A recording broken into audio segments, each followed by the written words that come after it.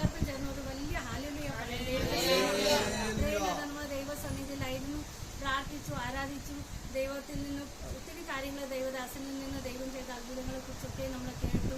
അനേകം പ്രാർത്ഥന വിഷയങ്ങൾ കേട്ട് നമ്മൾ ദൈവത്തെ സ്തുതിക്കാനായിട്ട് ഞാൻ അത്ഭുതപ്പെട്ടു. കാരണം ഞാൻ ഇന്നലെ പാസ്റ്റർ എന്നോട് പറഞ്ഞു, ഇങ്ങനെ മെസ്സേജ് ഇവിടെ കൊടുക്കണം എന്ന് പറഞ്ഞാൽ എന്നോട് ക്ഷമിക്കണം. ആദ്യമായിട്ട് ഞാൻ നിങ്ങളോട് ക്ഷമ ചോദിക്കാനുണ്ട്. മലയാളം അത്ര നല്ലതല്ല. പാസ്റ്റർ എന്നോട് പറഞ്ഞു മലയാളത്തിൽ തന്നെ പറയണമെന്ന്. കഴിഞ്ഞ പ്രാവശ്യം ഞാൻ വന്നപ്പോൾ പാസ്റ്റർ ട്രാൻസ്ലേറ്റ് ചെയ്തായിരുന്നു.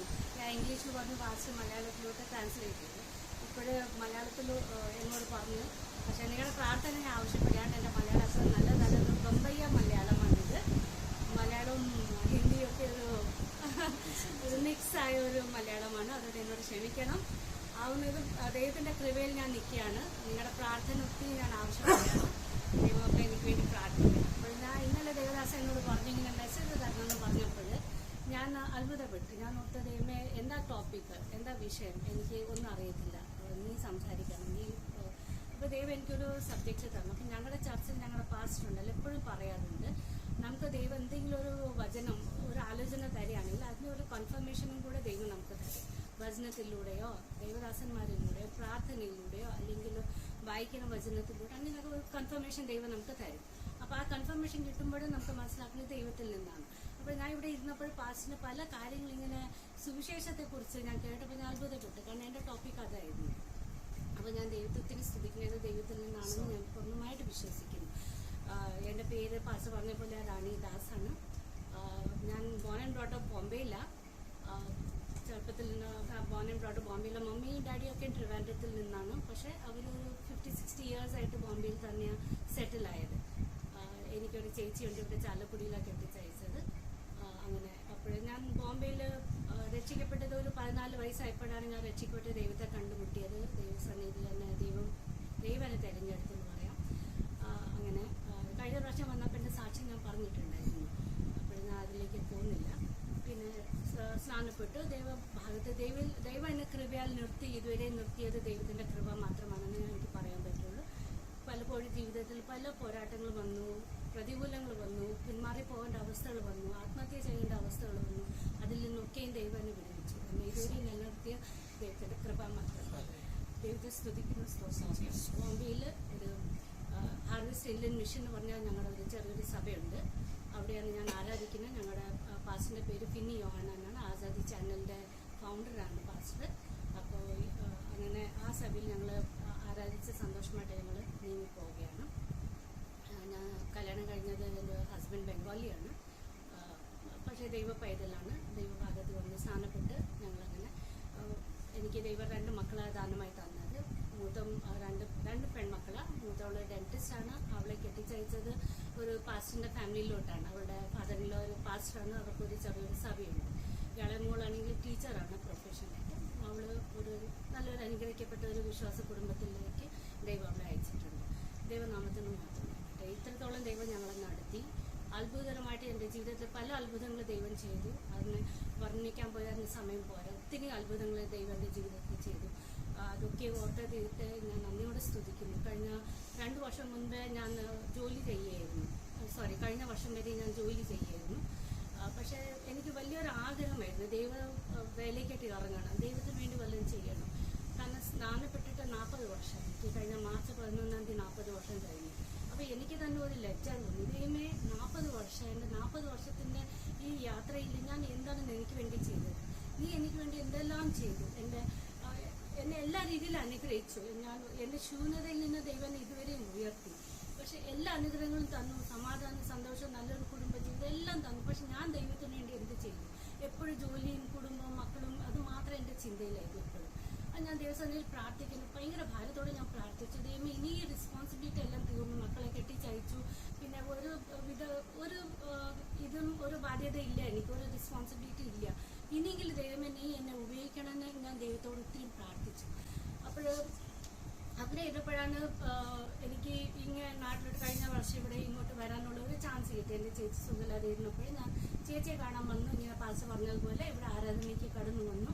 ഇവിടെ പാസ്റ്ററായിട്ട് പരിചയപ്പെടാനൊക്കെ ഇടയായിട്ട് വന്നു. അങ്ങനെ ഇരിക്കവേ പാസ്റ്റർ കഴിഞ്ഞ ചില മാസങ്ങൾക്ക് മുൻപേ പാസ്റ്റർ ഇങ്ങനെ ഒരു മെസ്സേജ് അയച്ചു, സിസ്റ്റർ ഇങ്ങോട്ട് ഒന്ന് വരാമോ, ഞങ്ങളൊരു ഹിന്ദി പ്രവർത്തനം തുടങ്ങിയിട്ടുണ്ട് പാലക്കാടിൽ,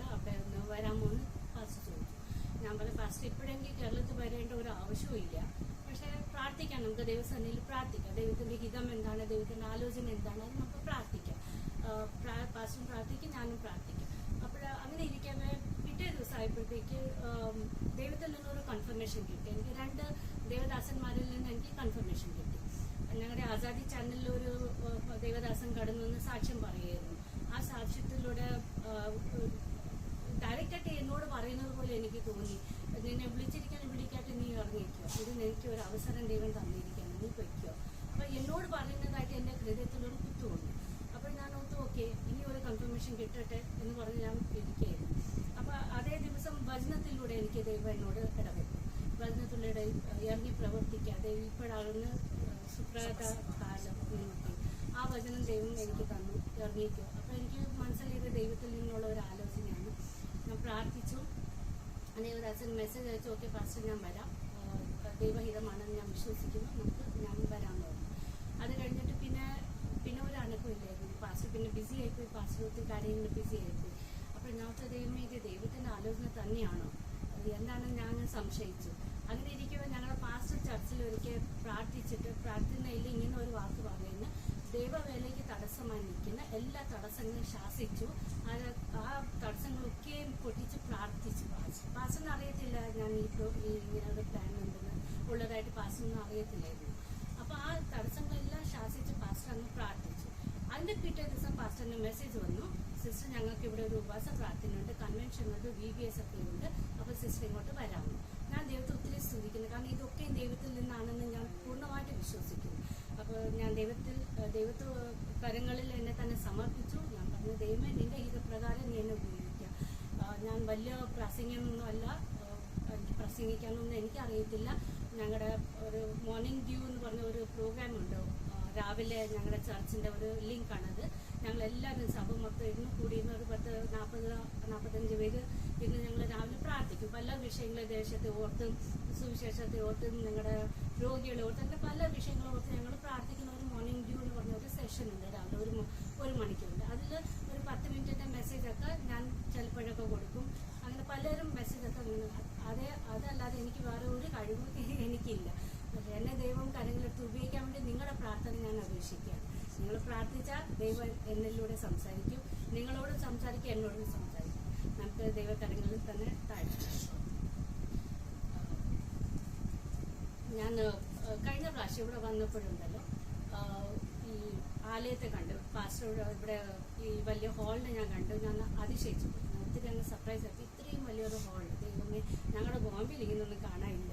ഞങ്ങളുടെ സഭ ആണെങ്കിൽ ആൾക്കാർ കൂടുതലാണ്, ഒത്തിരി ആൾക്കാരുണ്ട്, വിശ്വാസികളും സഭയ്ക്ക് ആരാധനയ്ക്ക് കടന്നു വരുന്ന ഒത്തിരി ജനങ്ങളുണ്ട്. പക്ഷെ ഇരിക്കുന്ന ഹാൾ ഒത്തിരി ചെറുതാണ്. അപ്പം ഞങ്ങൾ ഒരു സ്വന്തമായ ഒരു ആലയത്തിന് വേണ്ടി ഞങ്ങൾ പ്രാർത്ഥിച്ചുകൊണ്ടിരിക്കുകയാണ്. ദൈവം തരും, ദൈവത്തിന്റെ വാഗ്ദത്തമുണ്ട്, ഈ വർഷം തന്നെ തരുമെന്ന് ദൈവം ഞങ്ങൾക്ക് പ്രോമിസ് ചെയ്തിട്ടുണ്ട്, തരുമെന്ന് ഞങ്ങളും വിശ്വസിക്കുന്നു. പക്ഷെ ഞാൻ ഇവിടെ വന്ന് കണ്ടു, അപ്പം നോർത്ത് ദൈവം ഇതിന്റെ ഓപ്പോസിറ്റ് ആണല്ലോ. ഇവിടെ ഇത്രയും വലിയ ഹാൾ, ആൾക്കാരില്ല. ഞങ്ങളുടെ അവിടെ ഇത്രയും ജനങ്ങള് ഹാളില്ല. അപ്പൊ ബോംബെയിൽ ഇങ്ങനെ ഒരു സ്ഥലം കിട്ടാൻ വളരെ ബുദ്ധിമുട്ടാണ്. അത് ഭാഗ്യത്തിൽ ഞങ്ങൾക്ക് ഈ ഒരു ഹാള് കിട്ടി. പക്ഷെ അത് റെന്റാണ്, എല്ലാ ആഴ്ചയും നമുക്ക് ഒരു റെന്റ് കൊടുക്കണം. അപ്പൊ ഞാൻ ഈ ഹാൾ കണ്ടതിന് ശേഷം എന്റെ മനസ്സിൽ വല്ലാത്തൊരു ഭാരം, ഇവിടെ വന്നു പോയതിനു ശേഷം ഭയങ്കര ഭാരം. ദൈവമേ, ഇത്രയും വലിയൊരു ഹാള് ദൈവമേ നീ ദാസനിലൂടെ ഇവിടെ ഉണ്ടാക്കി വെച്ചല്ലോ. പക്ഷെ ഇവിടെ ഇരിക്കാൻ ആൾക്കാരില്ല, ഇവിടെ ആരാധിക്കാൻ ജനങ്ങളില്ല. നീ പ്രവർത്തിക്കണം, ഈ ഏരിയ മൊത്തം ദൈവമേ നീ അനുഗ്രഹിക്കണം, ഈ ഏരിയയിലൊക്കെ നീ സ്പർശം നയിക്കണം, ഈ ജനത്തോടൊക്കെ നീ സംസാരിക്കണം എന്ന് ഞാൻ ദൈവത്തോട് പ്രാർത്ഥിക്കും. ഭയങ്കര ഒരു ഭാരം തോന്നി എനിക്ക്, ഹൃദയത്തിൽ എനിക്ക് ഭയങ്കര ആത്മഭാരം തോന്നി. അപ്പോൾ ആ വിഷയത്തോട്ട് ഞാൻ പ്രാർത്ഥിക്കായിരുന്നു. അങ്ങനെ ഞങ്ങളുടെ സഭയിലാണെങ്കിൽ നേരത്തെ ഒരു 12 ആൾക്കാർ കൊണ്ട് തുടങ്ങിയ ഒരു സഭയാണ്. 10 വർഷത്തിന് മുൻപ് ജസ്റ്റ് 12 പീപ്പിൾ, 12 പേരെ ഉണ്ടായിരുന്നുള്ളൂ.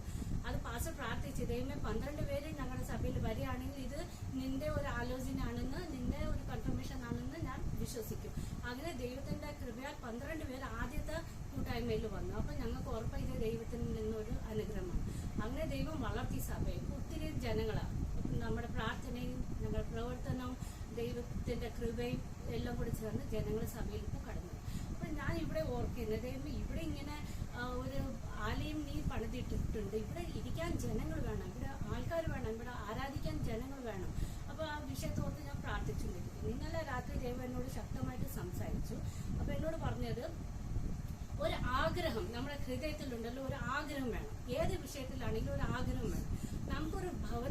പഠിക്കണമെങ്കിൽ, ഒരു വീട് മേടിക്കണമെങ്കിൽ നമുക്കൊരു ആഗ്രഹം ഉണ്ടാവും അല്ലെ? നമുക്കൊരു ഇച്ഛ, ഇന്ത്യയിൽ പറയുന്ന ഇച്ഛ, നമുക്കൊരു ആഗ്രഹം വേണം. ഒരു ആഗ്രഹം വന്നാൽ നമ്മൾ ഏതെങ്കിലും വഴിയിലൂടെ നമ്മൾ അത് സാധിപ്പിച്ചെടുക്കും. ലോൺ എടുക്കുകയോ സാധനങ്ങൾ വിൽക്കുകയോ അല്ലെങ്കിൽ എന്തെങ്കിലുമൊക്കെ ചെയ്ത് നമ്മളൊരു ഭവനം മേടിക്കും. അപ്പൊ അതേപോലത്തെ ഒരു ആഗ്രഹം നമുക്ക് ദൈവവേലയ്ക്ക് വേണ്ടി ഉണ്ടായിരിക്കണം. ആ ഒരു ആഗ്രഹത്തെ കണ്ടാണ് ദൈവം മാനിക്കുന്നത്. നമ്മുടെ ഹൃദയത്തിലുള്ള ആഗ്രഹം കണ്ട് ദൈവം മാനിക്കും. ദാവീദ് ആഗ്രഹിച്ചു ദൈവത്തിന് ഒരു ആലയം ഉണ്ടാക്കണം, ഒരു ഭവനം ഉണ്ടാക്കണം എന്ന് ദാവീദ് ആഗ്രഹിച്ചു. പക്ഷെ അത് ദാവീദിന്റെ ആഗ്രഹം അങ്ങനെ ആയില്ലെങ്കിലും തന്നെ ദൈവം അത് വേണ്ടെന്ന് പറഞ്ഞു. കാരണം നിന്റെ കൈ യുദ്ധങ്ങൾ ചെയ്ത കൈയാണ്, രക്തം ചൊരിഞ്ഞ കൈകളാണ്. ആ കൈ കൊണ്ട് എന്റെ ആലയത്തിന് പണിയണ്ട, പക്ഷെ നിന്റെ സന്തതി അത് പണിയും. അത് ദൈവം ഒരു വാഗ്ദത്തം അവന് കൊടുത്തു. അപ്പൊ അതിന് പ്രകാരം ദാവൂദ് എന്ത് ചെയ്തു? നിരാശപ്പെട്ടില്ല. അവിടെ പോയിട്ട് ദൈവത്തെ സ്തുതിച്ചു. പിന്നെ ആലയം പണിയാൻ വേണ്ടിയിട്ടുള്ള സകല സാധനങ്ങൾ, ഹല്ലേലൂയ, ആലയം പണിയാനുള്ള സകല സാധനങ്ങൾ എല്ലാം പ്രൊവൈഡ് ചെയ്തു മകനായിട്ട്, സോളമോന് വേണ്ടി എല്ലാം പ്രൊവൈഡ് ചെയ്തു. ഒരു കാര്യം ബാക്കി വെച്ചിട്ടില്ലായിരുന്നു. എല്ലാം അബണ്ടന്റ്ലി എക്സസ് ആയിട്ട് ദാവൂദ് രാജാവ് പ്രൊവൈഡ് ചെയ്തു. എന്നിട്ട് അത് ആലയം പണിതു അവിടെ. പക്ഷെ ഞാൻ പറയുന്നത് നമ്മുടെ ആഗ്രഹം അനുസരിച്ചാണ് ദൈവം പ്രവർത്തിക്കുന്നത്. ഇനി ഒരു കൂട്ടത്തെ നമുക്ക് കാണാം, ആഗ്രഹമുള്ള ഒരു കൂട്ടത്തെ. നമ്മുടെ 2 രാജാക്കന്മാരുടെ പുസ്തകം അതിന്റെ 6-ാം അധ്യായം, 6-ാം അധ്യായത്തിന്റെ 1 മുതൽ 4 വരെ ഒന്ന് വായിക്കാമോ? പ്രവാചക ശിഷ്യന്മാർ എലീശയോട്, ഞങ്ങൾ പാർക്കുന്ന ഈ സ്ഥലം ഞങ്ങൾക്ക് തീരെ ഇടുക്കമായിരിക്കുന്നു എന്ന് നീ കാണുന്നുവല്ലോ. ഞങ്ങൾ യോർദാനോളം ചെന്ന് അവിടെ നിന്ന് ഓരോരുത്തരും ഓരോ മരം കൊണ്ടുവന്ന് ഞങ്ങൾക്ക് പാർക്കേണ്ടതിനൊരു സ്ഥലം ഉണ്ടാക്കട്ടെ എന്ന് ചോദിച്ചു. പോകുവിൻ എന്ന് അവൻ പറഞ്ഞു. അവരിലൊരുത്തൻ, ദയചെയ്ത് അടികളോട് കൂടെ പോരണമേ എന്ന് അപേക്ഷിച്ചതിന് പോരാമെന്ന് അവൻ പറഞ്ഞു. അങ്ങനെ അവൻ അവരോട് കൂടെ പോയി. അവർ യോർദാനിലെത്തി മരം മുറിച്ചു. എന്നാൽ ഒരുത്തൻ ഒരു മരം മുറിക്കുമ്പോൾ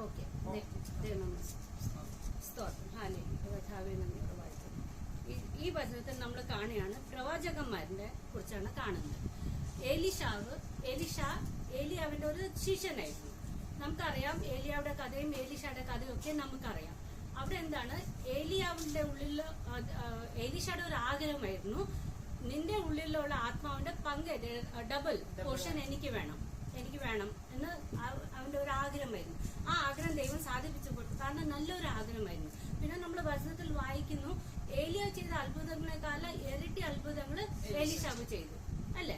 അപ്പൊ ഒരു ആഗ്രഹം ദൈവം സാധിപ്പിച്ചു തരാൻ, നല്ല ആഗ്രഹങ്ങളെ ദൈവം സാധിപ്പിച്ചു തരാൻ വചനം കൊടുത്തിട്ടുണ്ട്, വചനത്തിൽ എഴുതിയിട്ടുണ്ട്, സദൃശവാക്യത്തിൽ ദൈവം എഴുതിയിട്ടുണ്ട്, വചനത്തിൽ കൊടുത്തിട്ടുണ്ട്. അപ്പൊ നമ്മളിവിടെ കാണുന്നത് നമ്മുടെ നല്ല ആഗ്രഹങ്ങളെ ദൈവത്തിന്റെ സന്നിധിയിൽ നമ്മൾ വെക്കുമ്പോൾ, നമ്മൾ സമർപ്പിക്കുമ്പോൾ ദൈവം അവിടെ പ്രവർത്തിക്കും.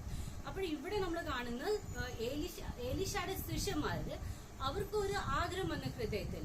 ഏലീശയ്ക്കല്ല ആഗ്രഹം വന്നത്. ഏലീശ ആരാണ്? അവന്റെ ഗുരുവാണ്, അവന്റെ പാസ്റ്ററാണ്. പാസ്റ്ററിനല്ല ആഗ്രഹം വന്നത്, ശിഷ്യന്മാർക്കാണ് ആഗ്രഹം വന്നത്. ഞങ്ങളിവിടെ പാർക്കുന്ന ഇടം ഇടുങ്ങിയതാണ്, നമുക്കിവിടെ പ്രവർത്തിക്കാൻ പറ്റില്ല, ഇവിടെ സ്ഥലം പാർക്കാൻ പറ്റുന്നില്ല, നമുക്കൊരു ആലയത്തെ വലുതാക്കണം. അപ്പോൾ നമുക്ക് പോയിട്ട് യോർദാൻ കരയിൽ പോയിട്ട് അവിടെ മരങ്ങള് ഓരോരോ മരങ്ങൾ കൊണ്ടുവന്ന് നമുക്ക് ആലയത്തെ പണിയാം അല്ലെ? അങ്ങനെയല്ല കൊടുത്തിരിക്കുന്നു. അപ്പോൾ ആലയം ഇവിടെ ദൈവം തന്നിട്ടുണ്ട് ഓൾറെഡി, പക്ഷെ മരങ്ങളില്ല. അപ്പൊ മരങ്ങൾ ആരാ കൊണ്ടുവരേണ്ടത്? പാസ്റ്ററാണ് കൊണ്ടുവരേണ്ടത്, ഗുരുവാണ് കൊണ്ടുവരേണ്ടത്, ശിഷ്യന്മാരെ പറഞ്ഞു ഞങ്ങൾ ഓരോരുത്തരും പോയിട്ട്. അപ്പൊ ആ ആഗ്രഹമാണ് എന്നുവെച്ചാൽ അവരുടെ ഉള്ളില് ഈ ആലയം പണിതിട്ടിട്ടുണ്ട്, ഇവിടെ ആത്മാക്കൾ വേണം. ആത്മാക്കൾ വേണമെങ്കിൽ നമുക്ക് ഇറങ്ങി പ്രവർത്തിക്കണം. ഇറങ്ങി പ്രവർത്തിച്ചല്ലാതെ ആത്മാക്കൾ വരത്തില്ല. പ്രാർത്ഥിക്കുകയും വേണം, ഇറങ്ങി പ്രവർത്തിക്കുകയും വേണം, രണ്ടും വേണം. Seeds without action is dead. ജെയിംസിന്റെ പുസ്തകത്തിൽ, യാക്കോബിന്റെ പുസ്തകത്തിൽ എഴുതിയിട്ടുണ്ട്, പ്രവൃത്തിയില്ലാത്ത വിശ്വാസം വ്യർത്ഥം. അപ്പോൾ നമുക്ക് വിശ്വാസവും വേണം, പ്രവൃത്തിയും വേണം. രണ്ടും ഒരുപോലെ ഇരിക്കുമ്പോഴാണ് ദൈവം അവിടെ പ്രവർത്തിക്കുന്നത്. അപ്പോൾ നമ്മളിവിടെ കാണുന്ന അവർ യോർദാനിൽ പോയിട്ട് ഓരോരുത്തരും ഓരോരോ മരങ്ങൾ കൊണ്ടുവന്നു. അപ്പൊ ദൈവമക്കളായ നമ്മുടെ ഒരു റെസ്പോൺസിബിലിറ്റി എന്താ? നമ്മൾ അതേപോലെ ഓരോരോ മരങ്ങളെ കൊണ്ടുവരണം. നമ്മുടെ ദൈവസന്നിധിയിൽ കടന്നു വരുമ്പോഴൊക്കെ ഓരോരോ ആൾക്കാരെ, ഓരോരോ ആത്മാക്കളെ നമ്മൾ നമ്മുടെ ഫ്രണ്ട്സ് ആകട്ടെ, നമ്മുടെ ബന്ധുക്കളാകട്ടെ, ആരെയും നമ്മൾ ഓരോരുത്തരായിട്ട് നമ്മുടെ സഭയിലോട്ട് നമ്മൾ കൊണ്ടുവരേണ്ടത് ആവശ്യമാണ്. നമ്മുടെ ഹൃദയത്തിൽ ആഗ്രഹം ഉള്ളപ്പോഴാണ് ദൈവം അവിടെ അത്ഭുതം പ്രവർത്തിക്കുന്നത്. അപ്പോൾ ഏലീശ പറഞ്ഞില്ല അവരോട്, നിങ്ങൾ പോയി മരങ്ങളെ കൊണ്ടുപോവാ, അങ്ങനെ ഒന്ന് ഏലീശ പറഞ്ഞു. പക്ഷെ ശിഷ്യന്മാർക്ക് ഒരു കുറ്റബോധം, ഒരു ഭാരം ഹൃദയത്തിൽ, അയ്യോ ദൈവമേ ഇവിടെ ആത്മാക്കളില്ല, നമുക്ക് ആത്മാക്കൾ വേണം. അപ്പൊ ദൈവം ഈ നാളിൽ ആഗ്രഹിക്കുന്ന ഇതാണ് നമ്മളിൽ നിന്ന് ഓരോരുത്തരിൽ നിന്ന് ആഗ്രഹിക്കുന്ന ഇതാണ് നമ്മുടെ ഹൃദയത്തിൽ ഒരു ആത്മാക്കളെ കുറിച്ചുള്ള ഒരു ഭാരം ഉണ്ടായിരിക്കണം. ഭയങ്കര ഒരു ഭാരം ഉണ്ടായി. ഒരു ഭാരം ഉണ്ടാകുമ്പോഴാണ് നമ്മൾ പ്രവർത്തിക്കാൻ ഇറങ്ങുന്നത്, അല്ലെങ്കിൽ പ്രാർത്ഥിക്കാൻ നമ്മൾ മുട്ടുമടക്കുന്നത്. അപ്പൊ ആ ഒരു ഭാരം നമ്മുടെ ഹൃദയത്തിൽ ഉണ്ടാകാൻ വേണ്ടിയിട്ട് നമ്മൾ ദൈവത്തോട് പ്രാർത്ഥിക്കണം. നമ്മൾ ദൈവമേ ഇങ്ങനത്തെ ഒരു ആത്മാക്കളെ കുറിച്ച്, നശിച്ചു പോകുന്ന ആത്മാക്കൾ എത്ര ജനങ്ങൾ നമുക്കറിയാലോ. ഇപ്പൊ പാസ്റ്റർ തന്നെ പറഞ്ഞ യൗവനക്കാരൊക്കെ, അവരൊക്കെ ദൈവം കാര്യങ്ങളെടുത്ത് ഉപയോഗിക്കാനേ ഉള്ളൂ. അവരാണ് ഇനി വരാൻ പോകുന്ന തലമുറ, ദൈവസന്നിധിയിലെ ദൈവവചനം കൊണ്ട് പോകേണ്ട തലമുറ അവരാണ്, അല്ലേ ജനങ്ങൾ. അപ്പൊ ഈ മക്കളെ കുറിച്ച് പ്രാർത്ഥിക്കേണ്ട ഒരു കടപ്പാട് നമുക്കുണ്ട്. ഇവരെ കുറിച്ച് കരയേണ്ട ഒരു കടപ്പാട്, ഒരു റെസ്പോൺസിബിലിറ്റി, ഒരു ഭാരം നമ്മുടെ ഉള്ളിൽ ഉണ്ടാകേണ്ട ഒത്തിരി അത്യാവശ്യമാണ് ദൈവമക്കളെ. അപ്പൊ നമുക്ക് ദൈവത്തോട് ഈ നാളിൽ പ്രാർത്ഥിക്കണം. ദൈവമേ സാത്താന്റെ കയ്യിൽ നിന്ന് ഈ മക്കളെ വിടുവിക്കണം. ഇവരെ കുറിച്ച് ഒരു ഭാരം നമുക്ക്, ഞങ്ങളുടെ സഭയിൽ ഒരു സഹോദരനുണ്ട്, കഴിഞ്ഞ ഒരു 5-6 ആഴ്ചയ്ക്ക് മുൻപേ അദ്ദേഹം ഇങ്ങനെ പറയുണ്ടായി, നമുക്ക് പ്രാർത്ഥിക്കാനിരിക്കുമ്പോൾ ചിലപ്പോൾ ഇങ്ങനെ വിഷയം കിട്ടും. നമ്മളിങ്ങനെ വെറുതെ പ്രാർത്ഥിച്ച പോലെ ദൈവം ആത്മാക്കളെ രക്ഷിക്കണേ, അവിടെ അവരെ തൊടണേ, ഇങ്ങനെയൊക്കെ നമ്മൾ വെറുതെ അങ്ങനെ പറഞ്ഞു പോവുകയാണ്. അങ്ങനെ ചെയ്യരുത്. നമ്മൾ ഇരിക്കുമ്പോൾ ആത്മാക്കളെ കുറിച്ച് പ്രാർത്ഥിക്കുക, അവർക്ക് വേണ്ടി പ്രാർത്ഥിക്കാൻ ഇരിക്കുമ്പോൾ ഒരു ലിസ്റ്റ് ഉണ്ടാക്കുക, ഒരു 5 പേരുടെ ലിസ്റ്റ് ഉണ്ടാക്കുക. ഫ്രണ്ട്സ് ആകട്ടെ, റിലേറ്റീവ്സ് ആകട്ടെ, ആരെങ്കിലും അയൽവക്ക നെയ്ബേഴ്സ് ആകട്ടെ, ആരെങ്കിലും അവരുടെ പേരെഴുതി, 5 പേരുടെ പേരെഴുതി ഈ 5 പേർക്ക് വേണ്ടി തിങ്കൾ തൊട്ട് ശനി വരെ, മൺഡേ ടു സാറ്റർഡേ കണ്ണീരോടെ പ്രാർത്ഥിക്കാം. പറ്റുമെങ്കിൽ ഒരു നേരം ഉപവാസം എടുക്കാം, അല്ലെങ്കിൽ ഒരു ദിവസം ഉപവാസം എടുക്കാം. പക്ഷെ ആത്മാർത്ഥമായിട്ട് പ്രാർത്ഥിക്കുക. ഈ 5 പേർക്കും വേണ്ടിയിട്ട് നമ്മൾ കൈവച്ച് പ്രാർത്ഥിക്കുക. പ്രാർത്ഥിച്ചതിന് ശേഷം ഞായറാഴ്ച ദിവസം ദൈവത്തെ സ്തുതിക്കുക. ദൈവമേ നീ ചെയ്ത അത്ഭുതങ്ങൾക്കായിട്ട് സ്തോത്രം, നീ അവരെ തൊടാൻ പോകുന്നു, തൊട്ടു, അതിനായിട്ട് സ്തോത്രം. പിറ്റേ ആഴ്ച വേറൊരു 5 ലിസ്റ്റ് എടുക്കാം, വേറെ 5 ആൾക്കാരുടെ ലിസ്റ്റ് എടുക്കാം. അങ്ങനെ ഓരോരാഴ്ച 5 പേരുടെ ലിസ്റ്റ് എടുത്ത് നമ്മൾ കൈവച്ച് പ്രാർത്ഥിച്ച് അവർക്ക് ദൈവം വിടുതൽ നൽകും. ഈ ലിസ്റ്റ് തീരുമ്പോ പിന്നെയും 1ാമത്തെ ലിസ്റ്റിലേക്ക് പോയി നമുക്ക് കണ്ടിന്യൂ ചെയ്യാം. ദൈവം ഒരു അത്ഭുതം ചെയ്യുന്നത് വരെയും അവരെ തൊടുന്നത് വരെ നമുക്ക് പ്രാർത്ഥിക്കണം അവർക്ക് വേണ്ടി. ഇതാണ് ദൈവം നമ്മളെ കുറിച്ച്. കാരണം ദൈവം പറയും മടുത്ത് പോകാതെ പ്രാർത്ഥിപ്പീൻ. അതാണ് ദൈവത്തിന്റെ ആഗ്രഹം, നമ്മളെ കുറിച്ചുള്ള ഒരു ഉദ്ദേശം ദൈവത്തിന്. അപ്പൊ നമുക്ക് പ്രാർത്ഥിക്കണം, ദൈവമേ ഈ ജനങ്ങൾക്ക് വേണ്ടി, ഈ 5 പേർക്ക് വേണ്ടി ഞങ്ങൾ പ്രാർത്ഥിക്കണം, കൈവച്ച് പ്രാർത്ഥിക്കണം. നീ അവരെ സ്പർശിക്കണം, നീ അവരെ തൊടണം. അത് ദൈവത്തിന്റെ റെസ്പോൺസിബിലിറ്റിയായി. എങ്ങനെയാണ് ദൈവം അവരെ തൊടുന്നത്? ആൾക്കാരെ അയക്കും, ചിലപ്പോൾ വചനത്തിലൂടെ, ചിലപ്പോൾ പാസ്റ്റർ ഈ കൊടുക്കുന്ന ട്രാക്റ്റിലൂടെ. ഇപ്പൊ പറഞ്ഞില്ല, ട്രാക്ട് കൊടുത്ത് എത്രയോ പേര് രക്ഷിക്കപ്പെട്ട്. എനിക്കത് വളരെ സന്തോഷം തോന്നി. കാരണം ഞാൻ ബോംബെയിൽ നിന്നപ്പോൾ പാസ്റ്റർ എനിക്കൊരു ബംഗാളി ട്രാക്ട് വാട്സാപ്പിൽ അയച്ചു തന്നു, ഹിന്ദി ട്രാക്ട് അയച്ചു തന്നു. എന്നിട്ട് എന്നോട് പറഞ്ഞു, ഞാൻ ഇത് ഈ പ്രിന്റ് ചെയ്തിട്ട് എനിക്ക് ഒത്തിരി അങ്ങ് സന്തോഷം തോന്നി. ദൈവമേ നീ ദേവദാസൻ ഇത്രയും കാര്യങ്ങളെടുത്ത് ഉപയോഗിക്കുന്ന ദേവദാസൻ എന്തോ ഒരു ആത്മഭാരമുണ്ട് ഹൃദയത്തിൽ. അതുകൊണ്ടല്ല, അല്ലെങ്കിൽ എന്താ ശരിക്കും മലയാളം പ്രിന്റ് ചെയ്ത് കൊടുത്തൂടെ? പാസ്റ്ററിന് ഹിന്ദിയുടെ ഒരു അക്ഷരം പോലും അറിയത്തില്ല. എന്നിട്ടും പാസ്റ്റർ ഇത്രയൊക്കെ സ്റ്റെപ്പ് എടുക്കുന്നത്. ദൈവമേ നീ അവിടെ പ്രവർത്തിക്കണം, നീ അത്ഭുതം പ്രവർത്തിക്കണം, വഴി തുറക്കണം. എന്റെ പ്രാർത്ഥന അങ്ങനെയായിരുന്നു. അപ്പൊ നമുക്ക് അതേപോലെ നിങ്ങളുടെ പാസ്റ്റർ ഇപ്പൊ ഇത്രയും അധ്വാനിക്കാൻ നിങ്ങൾക്ക് എന്ത് ചെയ്യാൻ പറ്റും? പാസ്റ്റർ ഒരു ആത്മീക സപ്പോർട്ട് കൊടുക്കാൻ പറ്റും. സാമ്പത്തിക സപ്പോർട്ടല്ല ഞാൻ പറയുന്ന, ആത്മീക സപ്പോർട്ട് അത് ഏറ്റവും വലിയൊരു സപ്പോർട്ടാണ്. ആത്മീക സപ്പോർട്ട് നമ്മൾ കൊടുക്കുന്നതാണ് ഏറ്റവും വലിയൊരു സപ്പോർട്ട്. ഒരു കൈ താങ്ങുന്നു, അല്ലെ? തളർന്നിരിക്കുന്നവരെ നമ്മൾ ആശ്വസിപ്പിക്കുക, അതൊക്കെ ഒരു ആത്മീക സപ്പോർട്ടാണ്. അപ്പൊ നമ്മുടെ ഉത്തരവാദിത്തം, നമ്മുടെ റെസ്പോൺസിബിലിറ്റി ഇതാണ്. ഈ പാസ്റ്ററെ ദൈവമേ നീ അനുഗ്രഹിക്കണം, പാസ്റ്റർ ചെയ്യുന്ന ഈ വേലയെ നീ മാനിക്കണം, നീ പ്രവർത്തിക്കണം. നമുക്ക് പാസ്റ്ററിനോട് ചേർന്ന് പാസ്റ്ററിന് വേണ്ടി നമുക്ക് ദൈവത്തോട് പ്രാർത്ഥിക്കേണ്ട ഒരു കടപ്പാട് നമുക്കുണ്ട്. അപ്പോൾ നമ്മൾ ഇങ്ങനെ ചെയ്യുമ്പോൾ ഇങ്ങനെയാണ് ദൈവരാജ്യം വളരുന്നത്. നമ്മൾ ദൈവത്തെ സ്നേഹിക്കുകയാണെങ്കിൽ, നമ്മൾ ദൈവരാജ്യത്തെ സ്നേഹിക്കുകയാണെങ്കിൽ ദൈവജനത്തെ നമ്മൾ സ്നേഹിക്കും, അല്ലെ? യേശു ക്രിസ്തു എങ്ങനെയാണ് പ്രവർത്തിച്ചത് നമ്മൾ കണ്ടില്ലേ? മത്തായിയുടെ സുവിശേഷം എഴുതിയിരിക്കുന്നു, മലയിൽ നിന്ന് താഴെ ഇറങ്ങി, മലമുകളിൽ നിന്ന് താഴെ ഇറങ്ങി വന്നപ്പോൾ ജനങ്ങളെ കണ്ട് ദൈവത്തിന് മനസ്സലിവ് തോന്നി. അവരോട് മനസ്സലിവുന്നു. ഒരു ഇടയനില്ലാത്ത ആടുകളെ പോലെ അവരിങ്ങനെ നടക്കും, ഒരു ലക്ഷ്യമില്ല.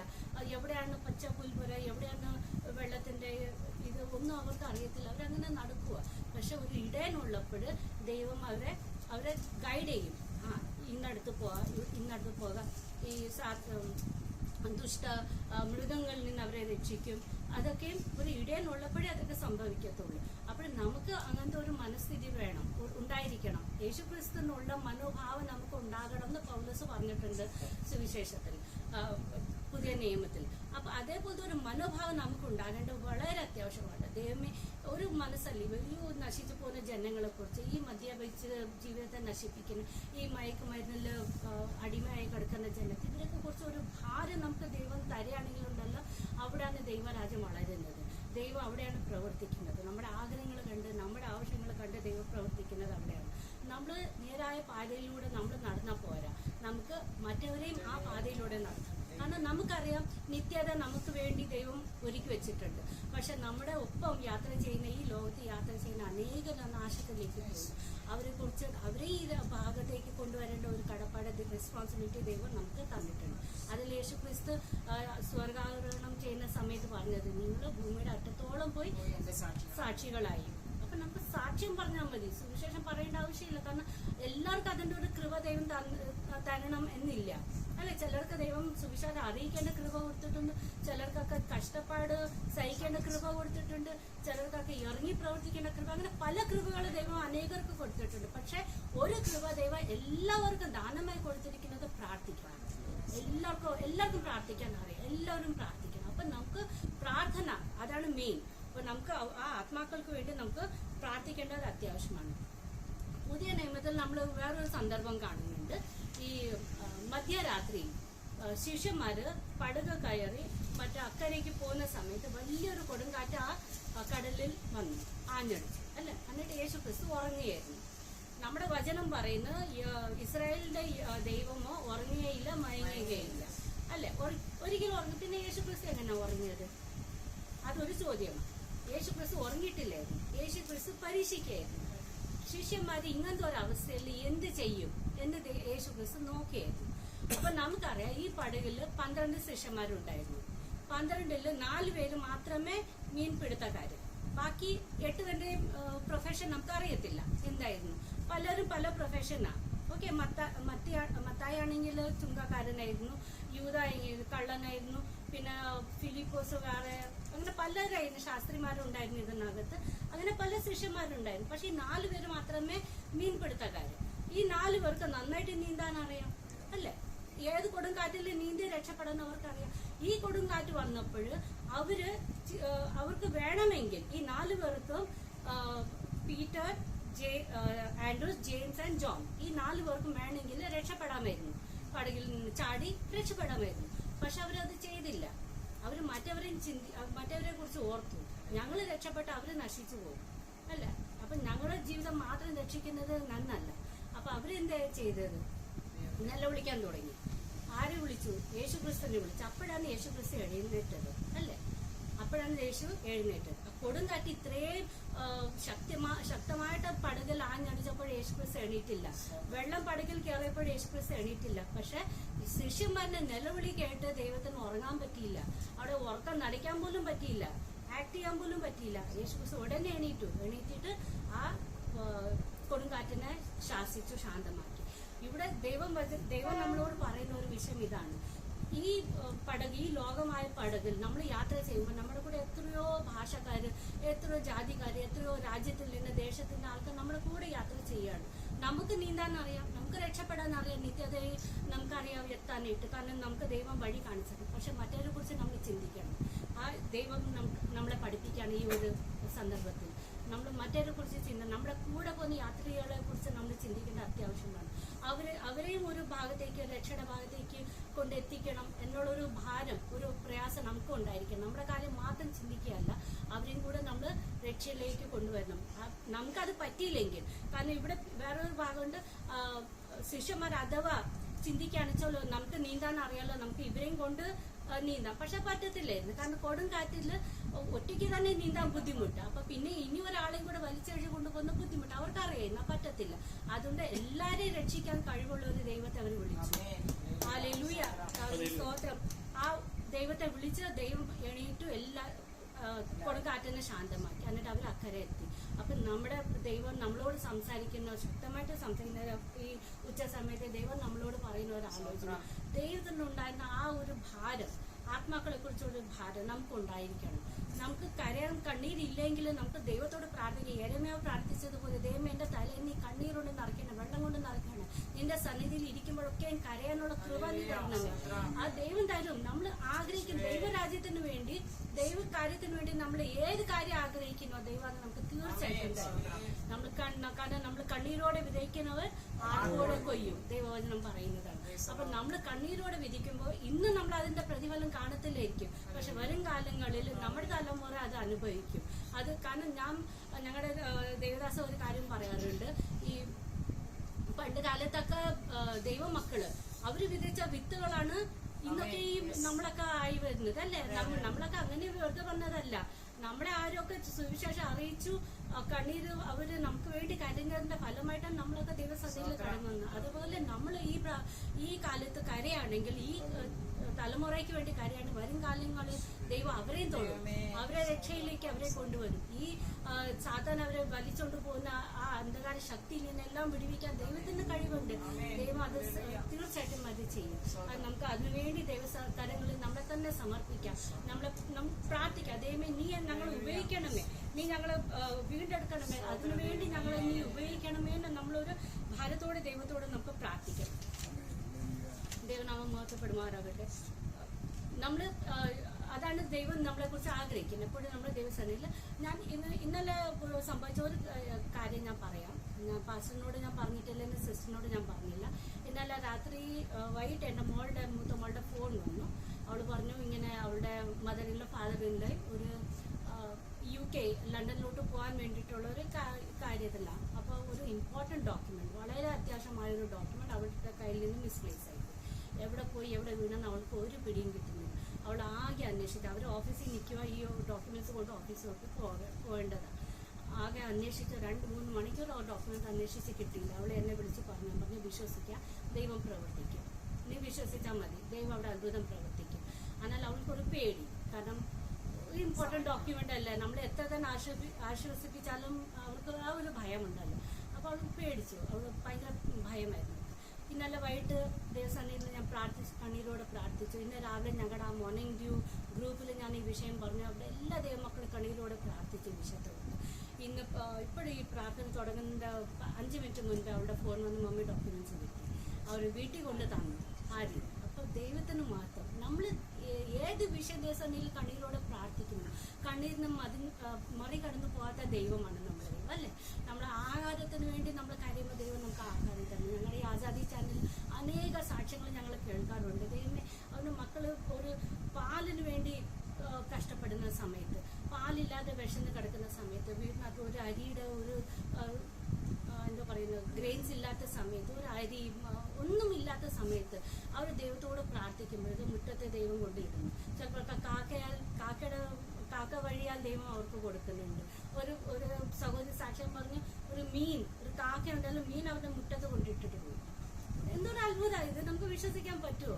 പക്ഷെ അതൊക്കെ ഒരു അത്ഭുതമാണ്. നമ്മുടെ ദൈവത്താൽ അസാധ്യമൊന്നുമില്ല. പണ്ടത്തെ ദൈവം ഇന്നും അതേ ദൈവം, വരും കാലങ്ങളിൽ അതേ ദൈവമാണ്. നമ്മുടെ ദൈവം ഒരിക്കലും മാറാത്ത ദൈവം. പക്ഷെ നമുക്ക് അങ്ങനത്തെ ഒരു ആഗ്രഹമുണ്ടായിരുന്നു. ദൈവം നമ്മുടെ ഹൃദയങ്ങളെ നോക്കുന്ന ദൈവമാണ്. ദൈവരാജ്യത്തിന് വേണ്ടി നമ്മൾ എത്രയാണ് പ്രയത്നിക്കുന്നത്, എത്രയും നമ്മൾ അധ്വാനിക്കുന്നത്, അതാണ് ദൈവം കാണുന്നത്. നമുക്ക് എത്ര ആഗ്രഹമാണ് ദൈവരാജ്യത്തിന് വേണ്ടിയുള്ളത് അല്ലേ, അതാണ് ദൈവം കാണുന്നത്. നമ്മുടെ ഹൃദയങ്ങളെ ആരായുന്ന ദൈവം വലിയ ദൈവമാണ്. ആ ദൈവസന്നിധിയിൽ നമുക്ക് സമർപ്പിക്കാം, നമുക്ക് പ്രാർത്ഥിക്കാം, നമ്മുടെ ദൈവത്തോട് അപേക്ഷിക്കാം. ദൈവമേ, ഈ നശിച്ചു പോകുന്ന ജനങ്ങൾക്ക് വേണ്ടി പ്രാർത്ഥിക്കാനുള്ള കൃപ ഞങ്ങൾക്ക് തരണമേ. ഇന്ന് മുതൽ ഒരു വ്യത്യസ്ത ഒരു അനുഭവത്തിലേക്ക് നമ്മൾ നീങ്ങാം. നമുക്ക് ഈ വിഷയത്തിൽ, കാരണം ഇപ്പോഴും ഇനി വരുന്ന ഇലക്ഷൻസിൽ നമുക്ക് അറിയത്തില്ല എന്താ സംഭവിക്കാൻ പോകുന്നത്. നോർത്ത് സൈഡിലൊക്കെ ഞങ്ങൾ ഓരോരോ ന്യൂസ് കേൾക്കുമ്പോഴുണ്ടല്ലോ ഞങ്ങളുടെ ഹൃദയം തകർന്നു പോകും. ദേവദാസന്മാരെയൊക്കെ അവരെന്തെല്ലാം രീതിയിൽ ഹാരസ് ചെയ്തിട്ട് ജയിലിലൊക്കെ ഇടുന്നു, അവരുടെ കുടുംബത്തൊക്കെ നശിപ്പിക്കുന്നു അല്ലേ. സഭയൊക്കെ ഇടയന്മാരില്ലാതെ എല്ലാ സഭ ആളുകളൊക്കെ അങ്ങനെയൊക്കെ ചെതറി പോകുന്ന ഒരു അവസ്ഥയിലാണ് നോർത്ത് സൈഡിൽ. അതൊക്കെയും സംഭവിക്കാതെ ഇരിക്കാൻ, അതിനൊക്കെയും ഒരു സ്റ്റോപ്പ് വരുന്ന വേണ്ടി നമുക്ക് ദൈവത്തോട് പ്രാർത്ഥിക്കാം. ഭയങ്കര ഒരു ഭാരം എൻ്റെ ഉള്ളിൽ, ഭയങ്കര ഒരു ഭാരമാണ്. നമുക്ക് ആ ഭാരം ഏറ്റെടുക്കണം. ഇപ്പൊ നമ്മുടെ കുടുംബത്തിൽ ആർക്കെങ്കിലും അങ്ങനെ സംഭവിച്ചാൽ നമ്മൾ മിണ്ടാതെ ഇരിക്കുക ഒരിക്കലും ചെയ്യത്തില്ല. നമുക്ക് ആ ഒരു ചിന്തയിൽ ഇരിക്കണം എപ്പോഴും. ഇതൊക്കെ നമ്മുടെ കൂട്ട സഹോദരങ്ങൾ, കാരണം രക്തത്താൽ ദൈവം നമ്മളെ വീണ്ടെടുത്ത് നമ്മൾ ഒരു ശരീരമാണ് ദൈവത്തിലല്ലേ, എല്ലാവരും ഒരു ശരീരമാണ്. അപ്പൊ നമ്മുടെ കൈക്ക് എന്തെങ്കിലും ഒരു മുറിവേറ്റാൽ നമുക്ക് മുഴുവൻ ശരീരം ആ വേദന അനുഭവിക്കുന്നത് പോലെ നമുക്ക് നമ്മുടെ സഹോദരങ്ങൾ, നമ്മുടെ ദൈവത്തിന്റെ ദാസന്മാർ ഇത്രയും കഷ്ടപ്പെടുന്നത് കാണുമ്പോൾ നമുക്ക് അവർക്ക് വേണ്ടി കരയണം. നമുക്ക് പ്രാർത്ഥിക്കാൻ അല്ലാതെ വേറെ ഒന്നും ചെയ്യാൻ പറ്റില്ല. നമുക്ക് അവിടെ പോയിട്ട് അവരെ സഹായിക്കാൻ പറ്റത്തില്ല. പക്ഷെ പ്രാർത്ഥന ഏത് ലോകത്തിന്റെ കോർണറിലിരുന്നാലും ദൈവം കേൾക്കും. നമ്മൾ ആർക്ക് വേണ്ടി പ്രാർത്ഥിക്കുന്ന ആ പ്രാർത്ഥന ദൈവം കേൾക്കും. അപ്പോൾ നമുക്ക് ഈ നാളിൽ നമ്മുടെ പ്രാർത്ഥന ശൈലി ഒന്ന് മാറ്റിയിട്ട് നമുക്ക് അവർക്ക് വേണ്ടി പ്രാർത്ഥിക്കണം. ആ നശിച്ചു പോകുന്ന ജനങ്ങൾക്ക് വേണ്ടി, ഈ ദൈവനാമത്തിൻ്റെ കഷ്ടത അനുഭവിക്കുന്ന, ഈ ദുഃഖം അനുഭവിക്കുന്ന ഈ ദേവദാസന്മാർക്ക് വേണ്ടി, ദേവദാസിമാർക്ക് വേണ്ടി, അവരുടെ കുടുംബങ്ങൾക്ക് വേണ്ടി അധ്വാനിച്ചുണ്ടാക്കിയ ഈ സഭകൾ അല്ലെ, ഈ ആളുകൾ അവർ ഒരുമിച്ചൊക്കെ കൊണ്ടുവന്നു, ഈ നാശത്തിൽ നിന്നൊക്കെ രക്ഷിച്ച് കൊണ്ടുവന്നു. ദൈവത്തിന്റെ കൃപ അവരൊന്നും ചെതറിപ്പോകാതെ ദൈവം അവർക്ക് വേണ്ടി ഒരു നല്ലൊരു ഇടയനെ നീ അയക്കണമേ എന്ന് നമുക്ക് നാളിൽ പ്രാർത്ഥിക്കാം. നമ്മുടെ പ്രാർത്ഥന ഈ രീതിയിലൊന്ന് നീങ്ങട്ടെ. പ്രത്യേകിച്ച് ഈ ഏരിയ ഓർത്ത് നമുക്ക് പ്രാർത്ഥിക്കാം. ആശ പറഞ്ഞതുപോലെ ഭയങ്കര അന്ധകാരത്തിൽ കഴിയുന്ന ഒരു ഏരിയ ആണ്. ഇവിടെ ഇങ്ങനെ ഒരു സഭ ദൈവം തന്നെയാണ് ഇവിടെ നിയോഗിച്ചത്, ഇവിടെ സ്ഥാപിച്ചത്. അപ്പോൾ ഈ സഭ മുഖാന്തരം, ഈ ചർച്ച് മുഖാന്തരം അനേകർ ഇവിടെ രക്ഷിക്കപ്പെടാം. കാരണം ഇവിടെ കഴിഞ്ഞ ആഴ്ചയിൽ പാച്ച പറഞ്ഞ് BBS നടന്നു, നിയർലി 300 പിള്ളേർ അല്ല പിള്ളേരൊക്കെ വന്നു. ആ മക്കൾ വെറുതെ വചനം കേട്ട് പോകുന്നതല്ല, അവന്റെ ജീവിതത്തിൽ അതൊക്കെ ക്രിയ ചെയ്യണം. അതിനുവേണ്ടി നമ്മൾ പ്രാർത്ഥിക്കും. അല്ല വെറുതെ കേട്ടിട്ട് പോയിട്ട് ഒരു കാര്യമില്ല. അത് അങ്ങനെ കുറെ പേര് വരുവാണെങ്കിൽ വചനം കേട്ട് പോകും. പക്ഷെ ഇതൊക്കെ ആ വചനങ്ങൾ അവർ ഇത്രയൊക്കെ അധ്വാനിക്കുന്നല്ല അല്ലേ, ആ അധ്വാനം അതിനൊക്കെ ഫലം നമ്മൾ കാണാൻ ഈ വരും കാലങ്ങളിൽ. അപ്പൊ അതിനുവേണ്ടി നമുക്ക് പ്രാർത്ഥിക്കാം. ആ മക്കളിലൂടെ ആ പേരൻസിനെ ദൈവം സ്പർശിക്കാനായിട്ട് നമുക്ക് പ്രാർത്ഥിക്കാം. ഓരോരോ കുടുംബങ്ങളെ നമ്മൾ ദൈവകരങ്ങളിൽ ഏൽപ്പിച്ച് നമുക്ക് പ്രാർത്ഥിക്കാം. ദൈവം നീ പ്രവർത്തിക്കണം. നമുക്ക് വേണ്ടപ്പെട്ടവരെ ഓർത്തിട്ട് നമ്മൾ എൻ്റെ ഭാഗത്താണെങ്കിലും സത്യം പറയുകയാണെങ്കിലും ഞാൻ മാത്രമേ ഉള്ളൂ വിശ്വാസത്തിൽ. എൻ്റെ ചേച്ചി കത്തോലിക്കയിലാണ്, എൻ്റെ വേറൊരു കസിൻ സിസ്റ്ററാണ്, അവർ ഹിന്ദുവിലാണ്. അങ്ങനെ ചിതറി കിടക്കുന്ന ഒരു അവസ്ഥ. പക്ഷെ ദൈവം എന്നെ തിരഞ്ഞെടുത്തു. എനിക്കിപ്പോൾ മനസ്സിലായി എന്തിനാണ് എന്നെ ദൈവം തിരഞ്ഞെടുത്തത്. അപ്പൊ ഞാൻ എന്നെ ദൈവത്തെ കരത്തിൽ ഞാൻ ഏൽപ്പിച്ചിരിക്കും. നമ്മൾ അതേപോലെ ഓരോരുത്തരും ദൈവകരങ്ങളിൽ നമ്മളെ തന്നെ ഏൽപ്പിക്കാം. നമുക്ക് പ്രാർത്ഥിക്കാം. ദൈവ വചനങ്ങളാൽ നമ്മളെ എല്ലാവരെയും അനുഗ്രഹിക്കും.